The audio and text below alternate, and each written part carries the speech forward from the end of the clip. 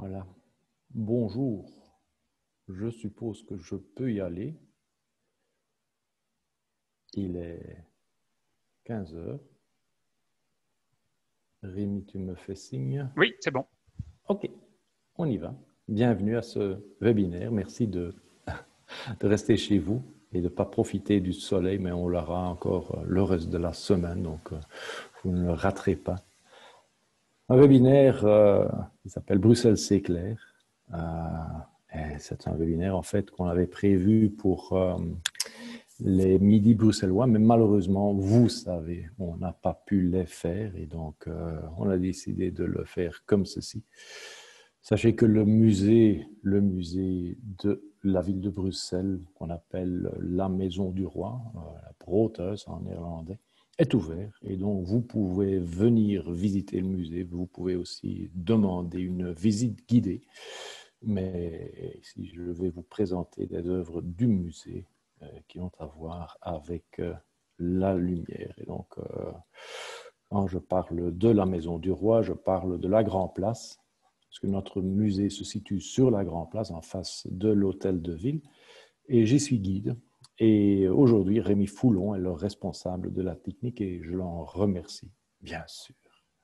Ce que vous voyez ici à gauche, bien sûr, c'est un corbeau de l'hôtel de ville de Bruxelles. Vous devez savoir que ce que vous admirez actuellement quand vous êtes sur la Grand Place et vous regardez l'hôtel de ville, en fait, ces sculptures, les sculptures que vous voyez par exemple autour de l'entrée et aussi sur les colonnes, les corbeaux, donc, sont des copies.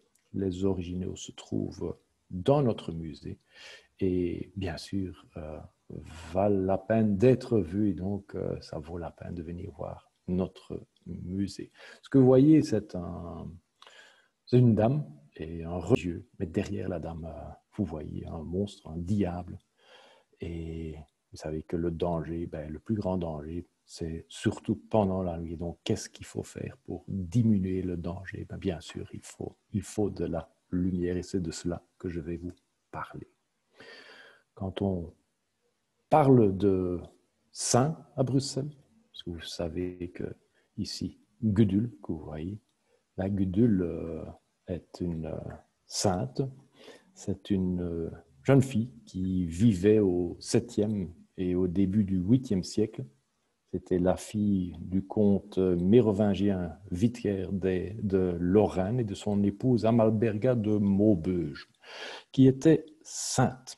En fait, elle était aussi la sœur de Pépin de Landen, qui était à son tour l'arrière-grand-père de Charlemagne. Mais avant que je vous perde complètement, sachez qu'Amalberga, qui est donc sainte, qui était sainte, avait 5 enfants, dont Gudule, et ils étaient tous les 5, ils étaient saints. En plus, il y avait encore des nièces, il y avait des neveux, comme Saint Bavon et Sainte Gertrude de Nivelles. Alors, Gudule avait de bonnes références, bien sûr. On comprend d'ailleurs qu'avec des ancêtres pareils, Charlemagne ne pouvait pas être mauvais. Gudule, en fait, habitait à Ham, au Brabant. Et chaque matin, très tôt, elle se rendait à l'église à Moorsel, qui se trouvait de l'autre côté de la frontière avec la Flandre orientale. Et elle portait une lanterne, puisque, elle partait tellement tôt qu'il faisait encore noir. Et cette lanterne que vous voyez ici était éteinte par un petit diable, bien sûr parce qu'il voulait l'égarer de son chemin et de sa croyance, bien sûr. Et ce qui se passait, c'est qu'à chaque coup, comme elle priait, il y avait un petit ange qui arrivait pour rallumer sa lampe. Et donc, voilà, c'est un miracle. Et après sa mort, son corps fut transporté par Charles de Lorraine, pas le Charles de Lorraine que nous connaissons du XVIIIe siècle, mais donc beaucoup plus tôt. Charles de Lorraine qui aurait construit un château sur l'île Saint-Géry. Maintenant, on doute sérieusement de ce fait. On pense que plutôt il y avait un château au Coudenberg. Il y avait une chapelle, une église sur l'île Saint-Géry. Et c'est lui, donc Charles de Lorraine, qui avait transporté ce corps vers Saint-Géry. Et vers 1047, le corps fut transporté vers la nouvelle église Saint-Michel, un peu plus haut dans la ville, qui s'appelait depuis ce moment-là, bien sûr, Saint-Michel et Sainte-Gudule. Un tout petit peu d'histoire. Dans les tombes égyptiennes, on trouve des pot-au-feu et en fait aussi la première mention du mot lampe. C'était un pot qui était mis au centre de la table autour de laquelle les hommes discutaient. En fait, cette première mention, on la trouve dans l'Odyssée d'Homère. Et Homère, il vivait vers 800 avant Jésus-Christ. Si les hommes voulaient se déplacer, donc quitter la table, ils avaient besoin d'autre chose et ils employaient des torches. Donc c'était la version mobile. Et en plus, dans les tombes étrusques, on trouvait des chandeliers. Et cela datait du VIe siècle avant notre ère. Et de la même période, on trouve des lampes à huile, des Grecs, qui ont été commercialisées par les Romains au IIIe siècle avant Jésus-Christ. Les Romains, d'ailleurs, utilisaient aussi des lampes en bronze, des lanternes en bronze portées par un lanternarius, un esclave qui marchait devant son maître pour éclairer sa route.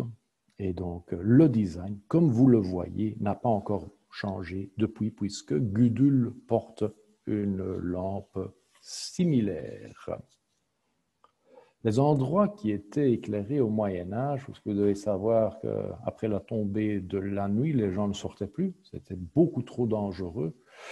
Et donc, si on devait absolument sortir, on le faisait les nuits de pleine lune, ou on devait se rendre vers des chapelles et d'aller de chapelle à chapelle. Et ici, on voit une chapelle dédiée à Saint-Roch, Saint-Roch de Montpellier. La chapelle date de 1767. Saint-Roch, en fait, est un des 6 saints qu'il fallait implorer contre la peste. Beaucoup doutent, en fait, de son existence, mais de toute façon, c'est grâce à lui que les habitants du quartier des Quais pouvaient sortir la nuit. En 1602, Albert et Isabelle, ici à Bruxelles, donc, ordonnent de mettre une lumière devant sa porte, ce qui était déjà conseillé avant, au XVIe siècle, mais ce n'était pas un grand succès. Donc, même l'ordonnance d'Albert et Isabelle n'était pas un grand succès. On pouvait aussi trouver des lampes ou de l'éclairage sur les ponts. Ici, vous avez une aquarelle de Jean-Baptiste Vamour, datée 1870. En fait, peut-être que vous savez que la scène a été voûtée en 1866, mais Jean-Baptiste a terminé ses dessins quelques années plus tard. Et donc, voici une brasserie près de la rue des Teinturiers avec un pont. Et le pont était toujours très étroit, donc le passage était difficile et donc il fallait de l'éclairage. Et donc on avait de l'éclairage sur ces ponts. On a aussi, à côté de ce dessin de Jean-Baptiste Vamour, un plan sur lequel vous pouvez voir où Jean-Baptiste se trouvait quand il a fait le dessin. Et donc voilà, vous êtes dans la rue des Teinturiers, le petit point qui est là. Et il regardait vers le nord, en fait, puisque ceci est à l'envers. Donc, il voyait ce que vous voyez. Un autre pont, c'est le pont Neuf, sur la Seine. C'est un dessin de M. Vervloet, et c'est en fait le pont Saint-Jean-Népomucène, le pont de la porte de Laken qui se trouvait un peu plus loin. Et vous avez bien sûr aussi l'église des Augustins que vous voyez au fond.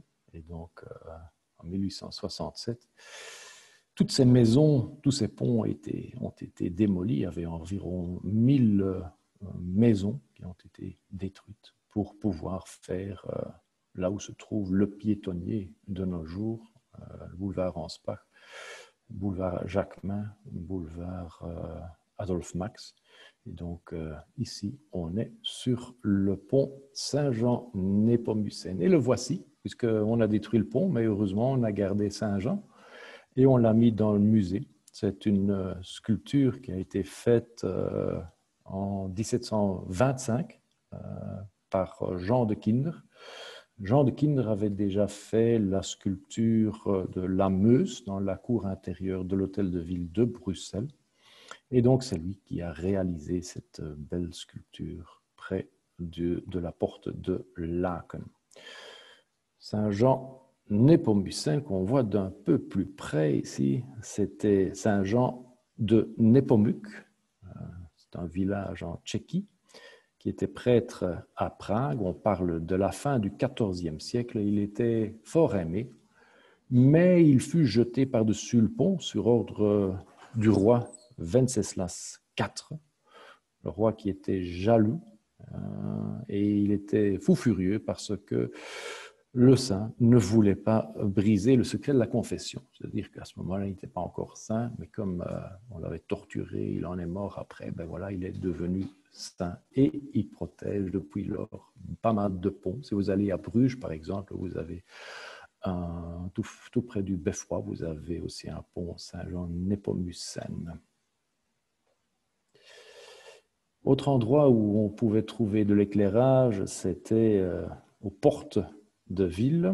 Ici, c'est une porte qui ne se trouve pas à Bruxelles, mais c'est un carton, ici le carton de Peter Couke van Hals, attribué à Peter Couke van Hals, mais il est tellement beau qu'on n'en doute pas.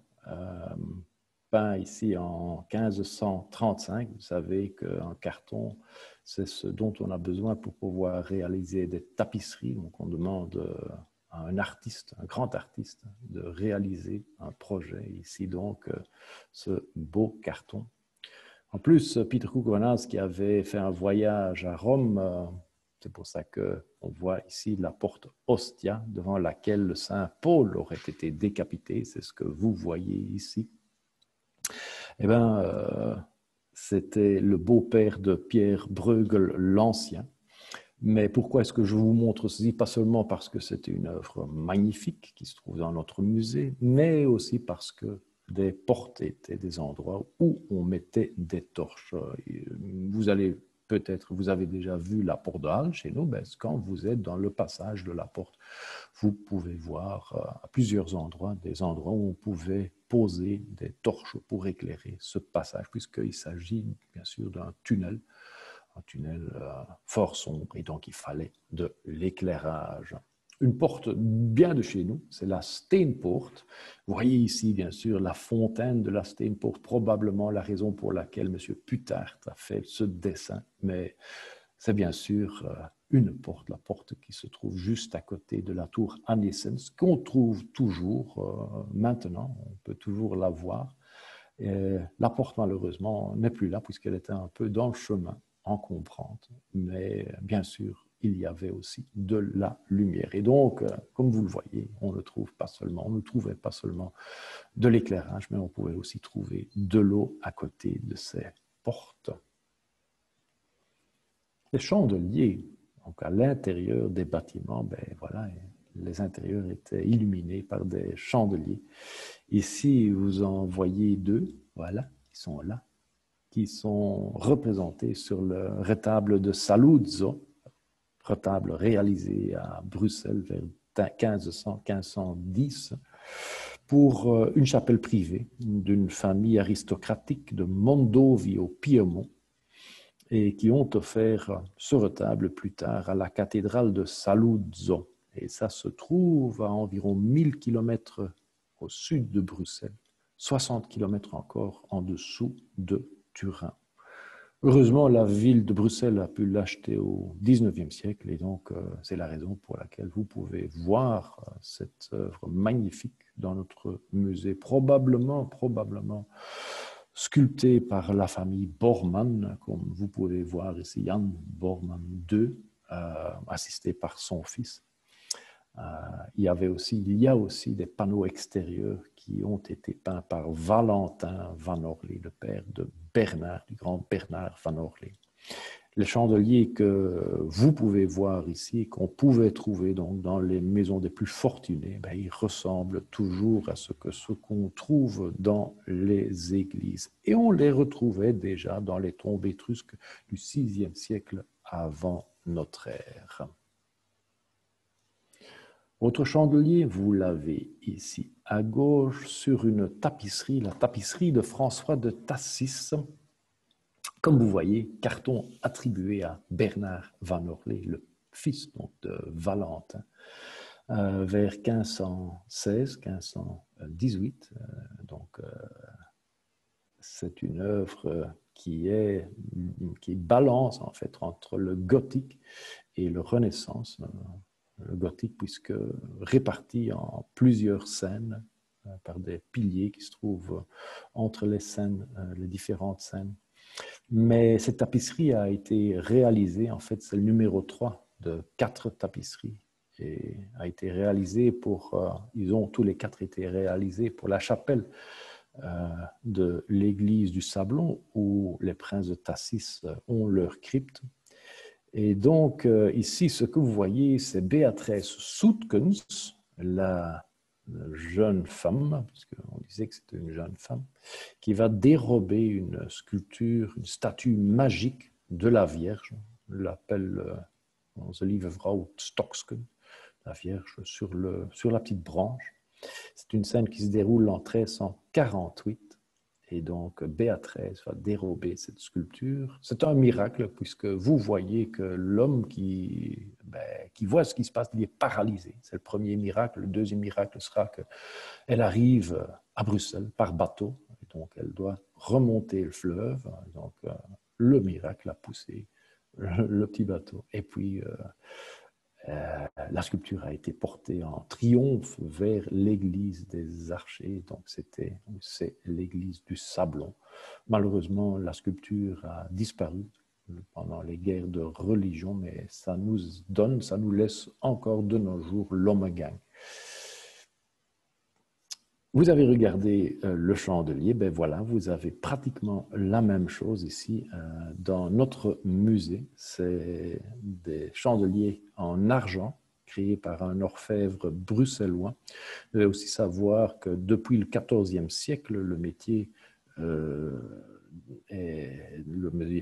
d'orfèvre donc, est fortement réglementé, entre autres en ce qui concerne l'alliage, ce qui aura encore des conséquences pour la famille Wolfers, puisque ici, chez nous, à Bruxelles, on devait mettre beaucoup d'argent, tandis que les orfèvres de l'étranger, ils pouvaient mettre beaucoup moins d'argent, et donc, c'est pas sérieux, bien sûr, et donc ils en souffraient, ils en réclamaient. Mais ce qu'on retrouve aussi sur ces chandeliers, c'est des poinçons, sur le produit fini, bien sûr, notamment le lion de Brabant pour les jurés de la corporation, et puis aussi le poinçon de la ville, Saint-Michel, avec une croix sur la tête. Et depuis le XVIe siècle, la date de fabrication et aussi le poinçon de l'orfèvre même. Vous avez au fond le Sablon, voilà, et le cortège de l'Ommegang, mais on va retrouver le même Sablon, la place du Sablon, en 1686. Alors ici, c'est un dessin de Romain de Hoog, mais ce que vous voyez, c'est des fêtes pour la libération, des festivités, donc pour la libération de Bouddha. Les Autrichiens y avaient chassé les Turcs et plusieurs maisons étaient éclairées par des torches que vous pouvez voir ici, accrochées aux façades. Quelques années auparavant, en fait, en 1675, la ville avait placé 1600 lanternes au Saint-Doux, vieux d'un an, qui étaient remplacées par de l'huile de lin quand il gelait. Et 50 personnes étaient occupées à allumer, à éteindre, et qui entretenaient ces lanternes pendant les nuits de pleine lune, puisque là, il ne fallait pas d'éclairage. Mais c'était apparemment tellement cher qu'après quelques années, 4 ans après déjà, c'est fini. Donc, il n'y a plus de l'éclairage. Et donc, ici, c'est une initiative privée. Et qu'est-ce qui se passe quand on accroche des torches sur des façades, c'est dangereux, bien sûr. Et donc ici, ce qu'on voit, c'est l'incendie de la Louve. Je ne suis pas certain que l'incendie a été provoqué par une torche à l'extérieur. Peut-être qu'il s'agissait d'une bougie à l'intérieur. De toute façon, ici en 1690, la maison La Louve va brûler. C'est la maison des archers. Ils vont la reconstruire et en 1695, elle va encore une fois brûler, alors à cause des bombardements par le maréchal de Villeroy. Et donc, rebelote, comme on peut dire. Des feux, des incendies, ça arrivait régulièrement. Ici, vous voyez l'incendie à l'hôtel de Nassau, la cour d'Orange, het Hof van Oranien, comme c'est marqué, qui brûle en 1701, d'après des dessins d'Augustin Coppens, qu'on connaît, puisque Augustin Coppens a fait des dessins de la Grand Place après le bombardement de 1695. Et donc ici, dessin réalisé par Jacobus Harwijn. Même cause, une chandelle, on ne le sait pas. Mais de toute façon, en 1731, la cour de l'empereur, le Oude Keizerlijke Hof, va brûler. C'est la cour sur le Koudenberg. Causé ce feu, on s'en doutait, par une chandelle, bien que le cuisinier fut désigné comme coupable. Et c'est ce qu'on va faire, enfin, qu'est-ce qu'on va faire après cet incendie? On va réaménager complètement la place royale que voici. Sous Charles de Lorraine que vous voyez ici au centre de la place où se trouve de nos jours Godefroy de Bouillon. Et ici, en 1780, en fait, les travaux viennent de se terminer. Un dessin de M. Martin.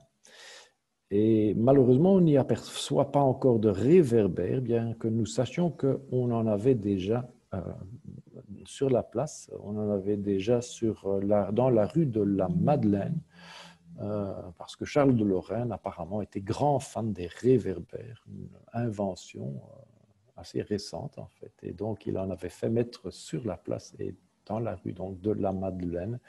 On le sait aussi parce qu'il y avait des gens qui n'étaient pas contents parce que ces réverbères qui étaient équipés de miroirs pour mieux refléter la lumière et en plus alimentés avec de l'huile de colza purifiée, ces lampes donnaient beaucoup de lumière et par exemple les cochers disaient qu'ils étaient éblouis. Eux, comme leurs chevaux, étaient éblouis par cette lumière beaucoup, beaucoup trop forte. Vous savez, il y a toujours des gens qui ne sont pas contents avec le progrès. Si vous avez la même place, un peu différente, peut-être un peu avant, j'aimais bien l'autre photo que j'ai prise dans la maison même. Vous aviez des reflets, mais donc ici un peu différente puisque vous n'avez pas cette chaîne autour de Charles de Lorraine. Mais donc ici, la Koninklijke Plaats tot Bruxelles, donc en 1780. La famille Bulens en 1803. M. Bulens avait été élu doyen des Zoutvisverkopers, les vendeurs de poissons salés, en 1794. Malheureusement pour lui, en 1795, les corporations sont abolies par les Français, mais de toute façon, en 1803, il a encore assez de moyens pour faire son portrait, le portrait de sa famille dans sa salle à manger, qui nous paraît fort sombre. En fait, vous devez savoir que ces intérieurs étaient souvent peints dans des couleurs sombres parce qu'elles étaient éclairées. Souvent, la salle à manger était la pièce du milieu et donc mal éclairée par la lumière du jour. Et donc, on devait utiliser des chandelles, des lampes. Et donc, si votre salon ou votre salle à manger était peinte de blanc, vous pouvez recommencer à la repeindre régulièrement parce que ça donnait bien sûr pas mal de suie. Ici, ils sont au café. Peut-être qu'ils ont déjà terminé le repas, ce qui veut dire il n'est probablement pas plus tard que 16 heures, puisque ça c'est le moment où on prenait le repas du soir, pour profiter bien sûr pleinement de la lumière du jour. Peinture de Charles Verhulst. Et ben voilà les chandeliers on a pu voir, on aurait pu voir, parce qu'on ne les a pas vus, mais on aurait pu voir dans l'intérieur de la famille Bulens, des chandeliers faits par ou réalisés par un orfèvre bruxellois en 1734 en style Régence. Faisons un petit tour dans les théâtres ou vers les théâtres. Ici, vous avez le Théâtre Royal de la Monnaie. Vous devez aussi savoir que les théâtres fermaient leurs portes à 4 heures de l'après-midi. Vous avez ici le dessin de 1825 et en fait, vous devez savoir que le théâtre avait ouvert ses portes après 6 ans de fermeture. Donc, ça veut dire qu'il a été... Ah, mais je me trompe, là, je suis désolé. Il avait réouvert ses portes en 1819, donc 6 ans auparavant, excusez-moi de ce lapsus.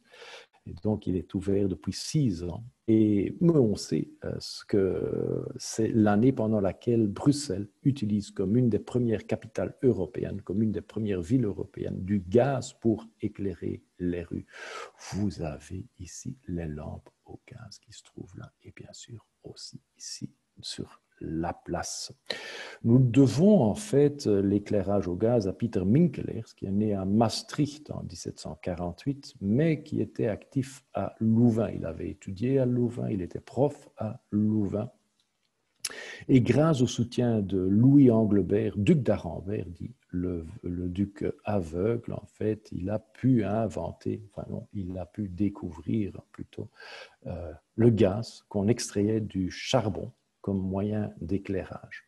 Il y avait un désavantage, en fait, c'était que ça sentait mauvais, ça sentait le soufre, mais apparemment, les Bruxellois semblaient moins en être dérangés que les Parisiens. Là, ils critiquaient l'odeur, pas à Bruxelles. L'avantage, bien sûr, qu'on avait de la lumière dans les rues. Et un autre petit désavantage, peut-être, c'est qu'on devait ouvrir les trottoirs pour pouvoir mettre les conduits. Et donc, on a déjà à ce moment-là des chantiers dans les rues. Un tableau de La Fontaine des Satyres au marché aux Herbes vers 1840. Et on sait qu'en 1840, Bruxelles compte déjà 1000 lanternes au gaz dans ces rues. Ici, c'est le marché aux Herbes, bien sûr. Allumées même, imaginez-vous, pendant les nuits de pleine lune. Quel gaspillage! La Maison du Roi vers 1850, c'est une photo non datée, mais on estime que c'était probablement vers 1850. Eh bien, vous devez savoir qu'en 1850, il y a déjà 1500 lanternes. Et donc, les Bruxellois, apparemment, étaient très enthousiastes. Les médecins et les scientifiques, un peu moins, puisqu'ils pensaient que la lumière artificielle était malsaine.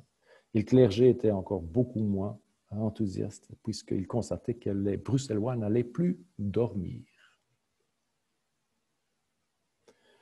Marché aux chiens en 1880, qui se tenait le dimanche, on peut le voir ici, marchand de chiens, ici sur le chapeau de monsieur. Eh bien, on se trouve devant la maison des ducs de Brabant, et sur le chapeau de madame, enfin derrière ce chapeau de madame, vous avez une lanterne au gaz. Il en fallait tellement de gaz qu'on a construit une usine le long du canal de Willebroek où 1000 ouvriers travaillaient pour pouvoir fournir ce gaz. Carnaval devant l'église des Augustins en 1886. Tableau de Franz Gaillard. L'église sera détruite en 1893. C'est l'église qu'on a vue là tout à l'heure de l'autre côté, l'église des Augustins. La façade va être récupérée d'ailleurs. Elle se trouve pas loin de l'avenue Louise. Mais on sait aussi qu'à partir de 1882, la monnaie a de l'éclairage électrique, la place Roger en 1884 et la Grand Place en 1885. Et donc ici aussi, vous avez de l'éclairage électrique.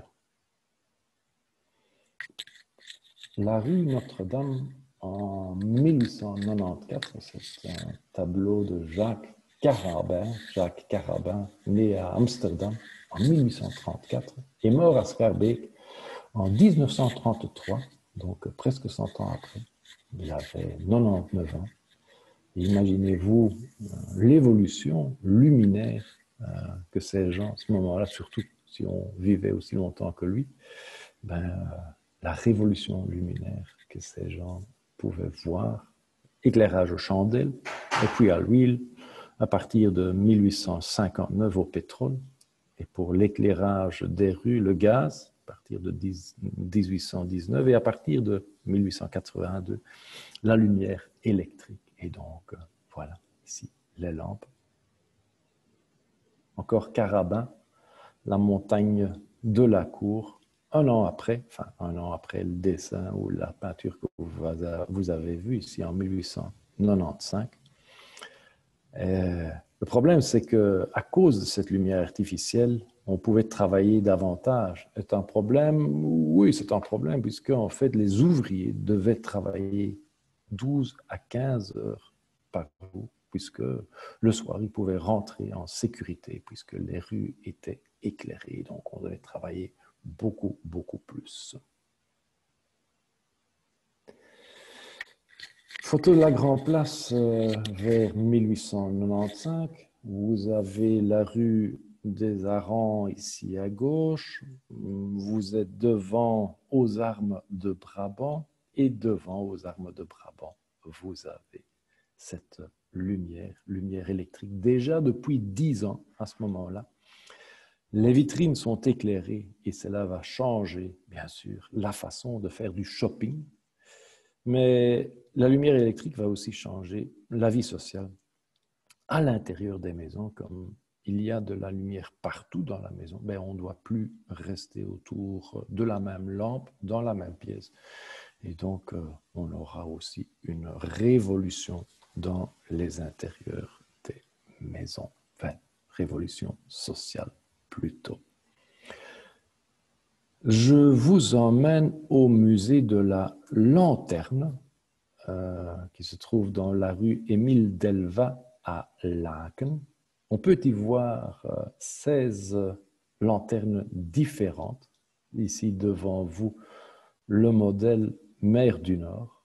On m'avait déjà dit que je devais y aller la nuit, parce que, bien sûr, vous avez une toute autre ambiance, mais on voit mieux la lampe comme ça. Donc, j'y suis allé de jour et donc, voilà, vous pouvez admirer la lanterne Mer du Nord. Ou la plus ancienne, en fait, le modèle Belgica en 1890, la plus ancienne de tous, qui ne se trouve pas dans la rue d'Elvin, qui se trouve dans la rue Finot, juste à côté, puisque il y a en fait 14 lampes dans la rue d'Elvin. Il y en a une dans la rue Finot et une autre dans une autre rue qui descend. Mais magnifique quand même. Hein?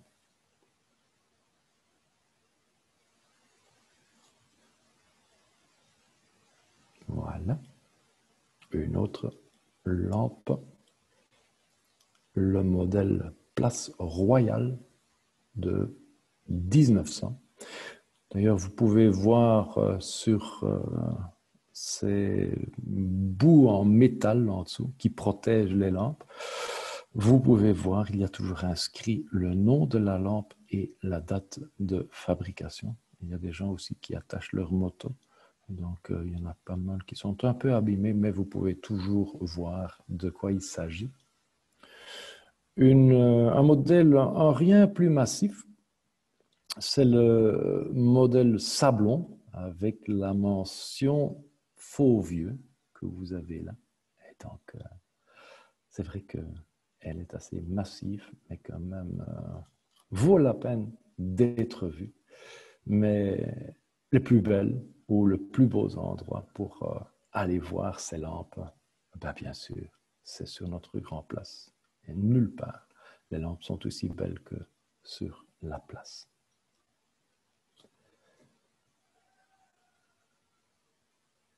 Et puis, vous avez, bien sûr, sur le piétonnier, vous avez aussi des lampes. Ce ne sont pas les lampes que vous avez vues, ce sont de nouvelles lampes, une version plus moderne.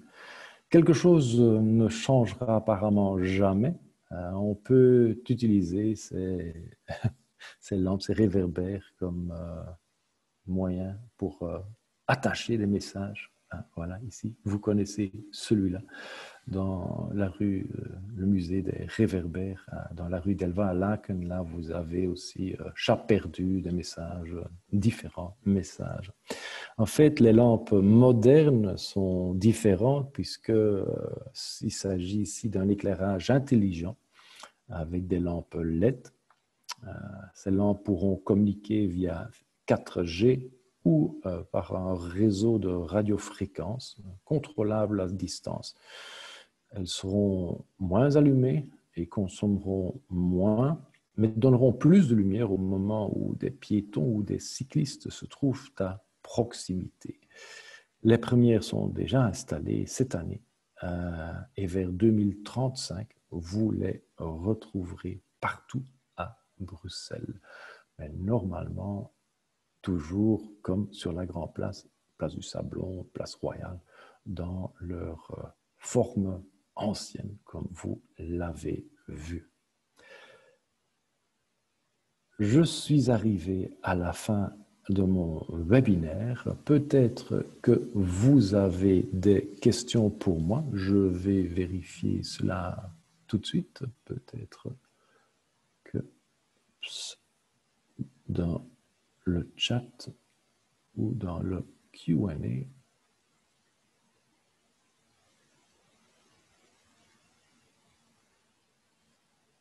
on ne voit pas dans le Q&A.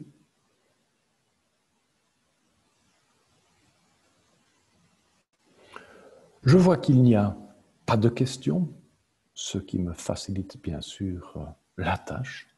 J'aurais préféré que vous en aviez beaucoup. Vous pouvez toujours revoir ce webinaire puisqu'il est enregistré et il restera sur Facebook. Et donc,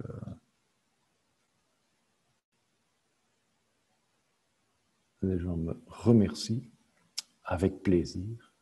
Mais j'espère que vous allez venir voir nos œuvres ou les œuvres que je vous ai présentées pendant ce webinaire dans notre musée. Il vaut vraiment... Oui. On a une question sur le QNR. Une qui vient question d'arriver. sur le Q&A. All right. Est-ce que les galeries Saint-Hubert étaient éclairées? Oui, elles étaient éclairées. Elles étaient éclairées. On peut le voir, il y a encore une lampe originale qui se trouve juste à l'entrée du magasin Neuhaus. Je pense que c'est la seule qui est toujours là. Donc là, vous avez vraiment cette très belle lampe qui était là. Oui, elles étaient éclairées, elles étaient éclairées électriquement. Donc, c'est quand même spectaculaire. Mais donc, au moment qu'il y avait l'électricité au début, donc quand on a construit les galeries, c'était l'éclairage au gaz, au début, l'éclairage au gaz, que vous pouvez toujours voir souvent dans des anciennes constructions. Par exemple, j'ai habité une maison de 1880, il y avait toujours ces conduits au gaz dans lesquels, au moment qu'on n'avait plus le gaz mais l'électricité, on avait mis les fils électriques dans ces tuyaux. Et donc, vous aviez toujours ces conduits sur les murs, très souvent sur les murs, puisque avant, il n'y avait pas encore, avant le gaz, on n'utilisait pas, on utilisait autre chose, et donc on a appliqué ces conduits et qu'on a conservé. Oui.